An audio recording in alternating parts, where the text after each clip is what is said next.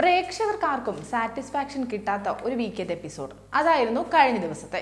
ഇതുവരെയുള്ള എപ്പിസോഡുകളിൽ നിന്നും വളരെ മോശം വീക്കെൻഡ് എപ്പിസോഡായി ഓരോ പ്രേക്ഷകരും കണക്കാക്കുന്ന വീക്കെൻഡ് എപ്പിസോഡ് കൂടിയാണ് കഴിഞ്ഞ ദിവസത്തേത്. കാരണം ഹൗസിൽ നടന്ന പല കാര്യങ്ങളും വീക്കെൻഡ് എപ്പിസോഡിൽ ചർച്ച ചെയ്യുമെന്നും അതിനൊക്കെ ഒരു ക്ലാരിറ്റി ലഭിക്കുമെന്നും ഏവരും പ്രതീക്ഷ വെച്ചിരുന്നു. അതിലൊന്ന് സിബിനും പൂജയും അപ്രതീക്ഷിതമായി പുറത്തുപോയ സംഭവമാണ്. ആരോഗ്യ പ്രശ്നങ്ങളാൽ ഡോക്ടറുടെ നിർദ്ദേശപ്രകാരമാണ് സിബിനും പൂജയും പുറത്തു പോയത് എന്നാണ് മോഹൻലാൽ എപ്പിസോഡിന്റെ തുടക്കത്തിൽ പറഞ്ഞത്. എന്നാൽ കഴിഞ്ഞ ദിവസം സിബിൻ പുറത്തിറങ്ങി താൻ സ്വമേധയാ ഷോ ക്വിറ്റ് ചെയ്തതല്ലെന്നും ഡോക്ടർ തന്നോട് തനിക്ക് കുഴപ്പമൊന്നുമില്ലെന്ന് പറഞ്ഞതാണെന്നും ഒക്കെ വ്യക്തമാക്കി രംഗത്ത് വന്നിരുന്നു. അതോടെ എന്താണ് സംഭവിച്ചതെന്നറിയാതെ പ്രേക്ഷകരും ആകെ കൺഫ്യൂഷനിലായിരുന്നു. അതുകൊണ്ട് തന്നെ ആ കാര്യത്തിൽ ഒരു വ്യക്തത ബിഗ് ബോസിന് നൽകാമായിരുന്നു. ഒരു ക്ലാരിറ്റിയും നൽകിയില്ല എന്ന് മാത്രമല്ല, തിരിച്ചു വന്ന സിജോയിലൂടെ അത് വഴിതിരിച്ചു വിടുകയും ചെയ്തു. 2 ആഴ്ചയ്ക്ക് ശേഷം സിജോയെ തിരിച്ചു കൊണ്ടുവന്ന ബിഗ് ബോസ് എന്തുകൊണ്ട് സിബിനെ കൊണ്ടുവന്നില്ല എന്ന ചോദ്യവും ഉയരുന്നുണ്ട്. സിബിനെ കൊണ്ടുവന്നില്ലെങ്കിലും മറ്റൊരു വ്യക്തിയെ കൊണ്ടാണ് വീക്കെൻഡ് എപ്പിസോഡിൽ ലാലേട്ടൻ എത്തിയത്. ആദ്യ ആഴ്ചയിൽ എവിക്ഷനിലൂടെ പുറത്തായ രതീഷ് കുമാർ ആയിരുന്നു അത്. രതീഷ് കുമാറിന്റെ റീ എൻട്രി ഒട്ടുമിക്ക സോഷ്യൽ മീഡിയയിലെല്ലാം തന്നെ ചർച്ചയായിരുന്നു. കൺഫഷൻ റൂമിലൂടെ വന്ന രതീഷ് കുമാറിനെ സ്വീകരിക്കാൻ രതീഷ് കുമാറിന്റെ അടുത്ത സുഹൃത്തായിരുന്ന ജിൻഡോയെ തന്നെയാണ് ലാലേട്ടൻ ഉള്ളിലേക്ക് വിട്ടത്. മുഖംമൂടി ധരിച്ച് ശരീരമെല്ലാം കവർ ചെയ്താണ് രതീഷ് കുമാർ ഉള്ളിലേക്ക് എത്തിയത്. രതീഷ് കുമാറിനെ കണ്ടതോടെ മത്സരാർത്ഥികൾക്കെല്ലാം ഒരു ഞെട്ടലും അമ്പരപ്പുമായിരുന്നു. എന്നാൽ അവിടെയും ഒരു ചോദ്യം ബിഗ് ബോസ് ബാക്കി നിർത്തി. രതീഷ് കുമാർ വന്നത് ഒരു മത്സരാർത്ഥിയായിട്ടാണോ അതോ ഗസ്റ്റ് ആയിട്ടാണോ എന്നത്. കാരണം കുറച്ച് ദിവസത്തേക്ക് നിങ്ങളെ എന്റർടൈൻ ചെയ്യിക്കാൻ രതീഷ് ഇവിടെ കാണുമെന്നാണ് ലാലേട്ടൻ മത്സരാർത്ഥികളോട് പറഞ്ഞത്. ഏതായാലും കുറച്ച് ദിവസത്തേക്കാണെങ്കിലും ഏറ്റവും അടുത്ത സുഹൃത്തായ ജാൻമണി പോയതോടെ ഒറ്റപ്പെട്ട ജിൻഡോയ്ക്ക് ഒരു ആശ്വാസമാകും രതീഷ് കുമാർ. ഇനി ലാലേട്ടൻ ചർച്ച ചെയ്യുമെന്ന് കരുതി പ്രേക്ഷകർ കാത്തിരുന്ന പ്രധാന സംഭവങ്ങൾ: ഡേഞ്ചറസ് കോയിൻ ടാസ്കിലെ ജിൻഡോ ശരണ്യ ഗബ്രി മൽപ്പിടുത്തവും ജിൻഡോ ശരണ്യയുടെ മുടി പിടിച്ച് വലിച്ചെന്ന ആരോപണവും. ജിൻഡോ അല്ല ശരണ്യയുടെ മുടി പിടിച്ച് വലിച്ചതെന്ന് പുറത്ത് സോഷ്യൽ മീഡിയയിലടക്കം ഇതേക്കുറിച്ച് ചർച്ച നടന്നിരുന്നു.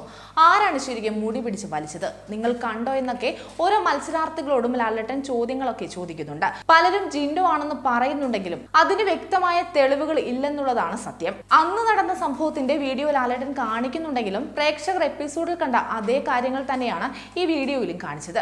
മറിച്ച് ആരാണ് മുടി പിടിച്ച് വലിച്ചതെന്നൊന്നും ആ വീഡിയോയിൽ കൃത്യമായി കാണിച്ചിട്ടില്ല.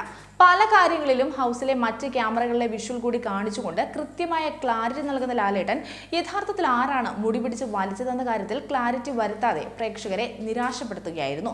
മാത്രമല്ല, ഫിസിക്കൽ ടാസ്ക് വരുമ്പോൾ ഇതൊക്കെ സ്വാഭാവികമാണെന്നും ഗെയിമിനെ ഗെയിമായി എടുക്കണമെന്നൊക്കെ പറഞ്ഞ് അതിനെ നിസ്സാരവൽക്കരിക്കുകയാണ് ചെയ്തത്. പിന്നീടുള്ളത് ജയിലിൽ നടന്ന ജാസ്മിനും ജിൻഡോയും തമ്മിലുള്ള ഫൈറ്റാണ്. ഈ വിഷയത്തിലും കൃത്യമായ നിലപാടോ നടപടിയോ ഒന്നും തന്നെ ലാലേട്ടൻ സ്വീകരിച്ചില്ല. മനഃപൂർവ്വം അത് കണ്ണടച്ചതുപോലെയാണ് ഏവർക്കും തോന്നിയത്.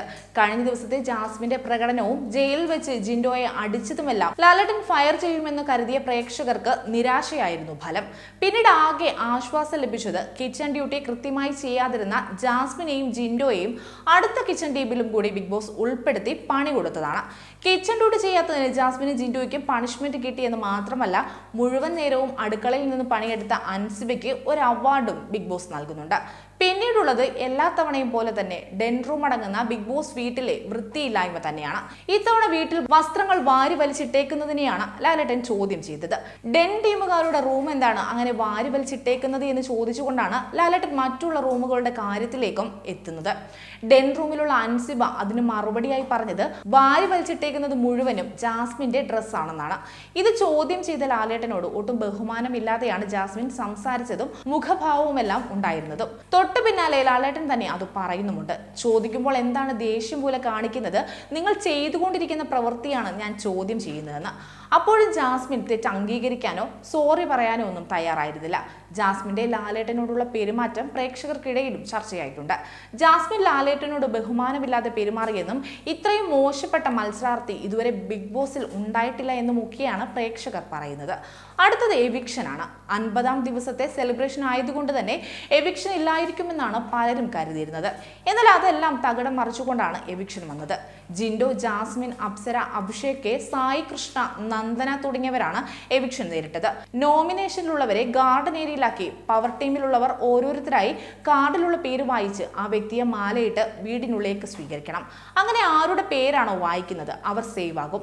അപ്സര, സായി കൃഷ്ണ, ജിൻഡോ, നന്ദന എന്നിവർ സേവ് ആയപ്പോൾ ജാസ്മിൻ, അഭിഷേക് കെ എന്നിവരാണ് അവസാനം വന്നത്. ഹൗസിലെ കണ്ടന്റ് മേക്കറായ ജാസ്മിൻ പുറത്തു പോകില്ലെന്ന കാര്യം അപ്പോഴേ പലർക്കും മനസ്സിലായിരുന്നു. അങ്ങനെ വൈൽഡ് കാർഡായി എത്തിയ അഭിഷേക് കെ ആണ് പുറത്തായത്. കഴിഞ്ഞ ദിവസം ക്യാപ്റ്റൻസി ടാസ്കും നടന്നു. ബിഗ് ബോസ് നൽകിയ ടാസ്കിൽ വിജയിച്ചുകൊണ്ട് 8ാം ആഴ്ചയിലെ ക്യാപ്റ്റനായി രസ്മിൻ ഭായ് തിരഞ്ഞെടുക്കപ്പെട്ടു. ഏതായാലും രസ്മിൻ ഭായിയുടെ ക്യാപ്റ്റൻസി എങ്ങനെയായിരിക്കുമെന്നറിയാൻ പ്രേക്ഷകരും കാത്തിരിക്കുകയാണ്.